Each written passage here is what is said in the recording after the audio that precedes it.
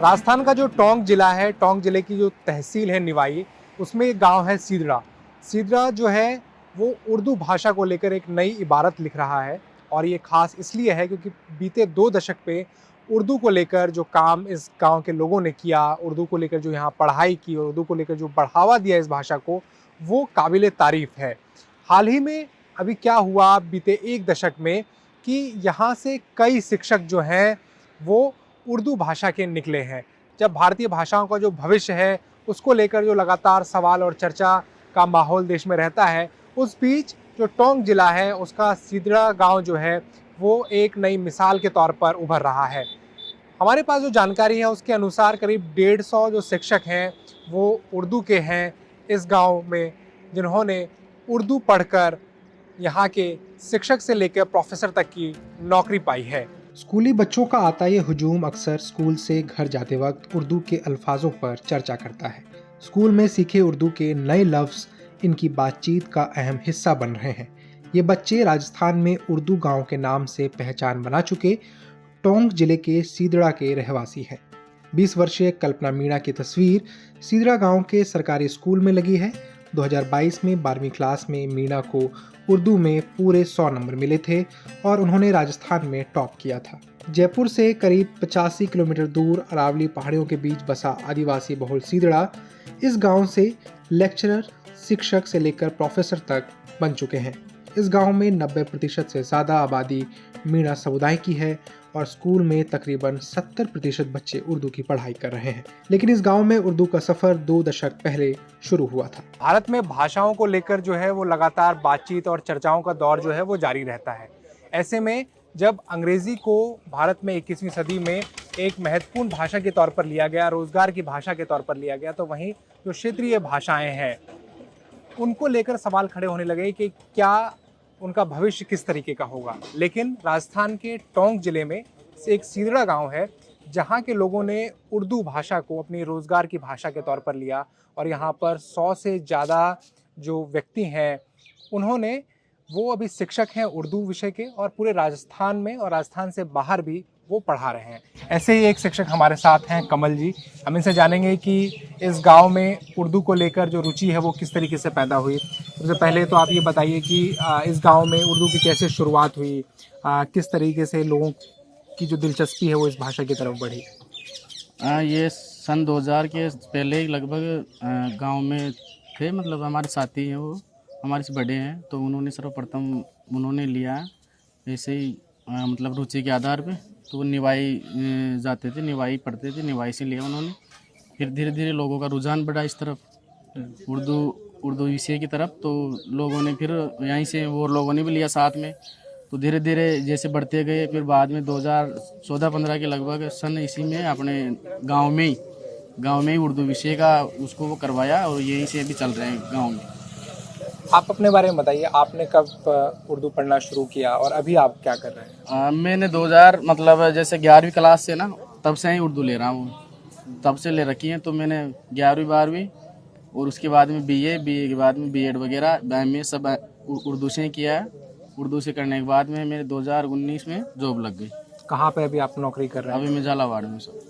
जब झालावाड़ में आप पढ़ा रहे हैं तो वहाँ पर उर्दू विषय को लेकर किस तरीके से दिलचस्पी है वहाँ के बच्चों में, क्या वहाँ पर बच्चे आ रहे हैं पढ़ने के लिए। हाँ, बच्चे आ रहे हैं पढ़ने, बहुत संख्या में भी आते हैं अच्छे।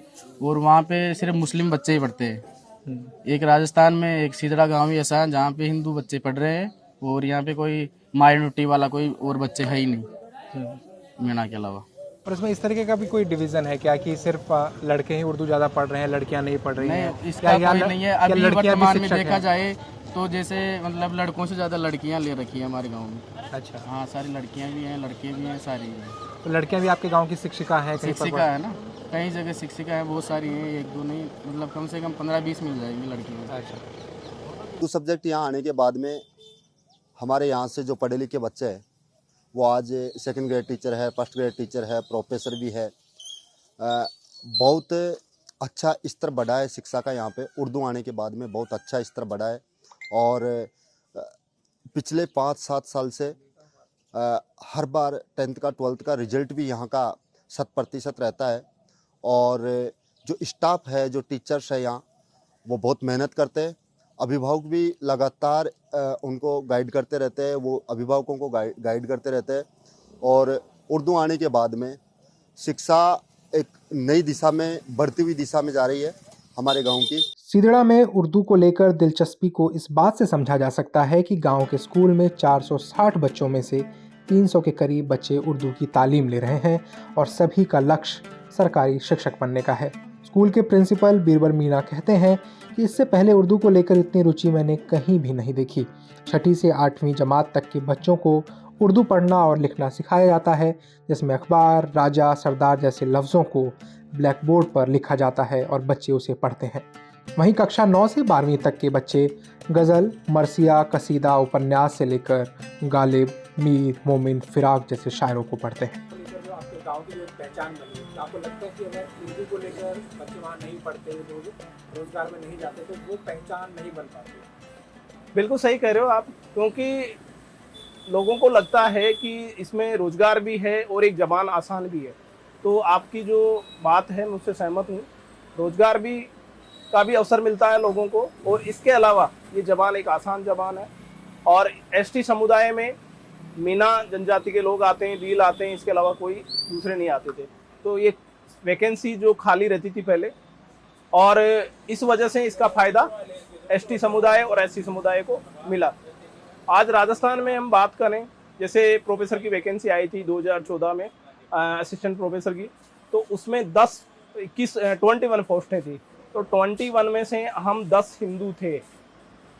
तो एक बड़ी संख्या में हम लोग वहाँ पहुँचे। तो लोगों ने, हमारे जो शिक्षा मंत्री, उच्च शिक्षा मिनिस्टर थे सुभाष गर्ग साहब, तो उन्होंने भी बड़ी प्रशंसा की हम लोगों की कि आप लोग एक नई पहचान बनाओ इस क्षेत्र के अंदर। तो हमने पहचान बनाई और पहचान बनाने में हम कामयाब हुए, और आगे भी हम मेहनत करते रहेंगे बच्चों के साथ और उर्दू को लेकर।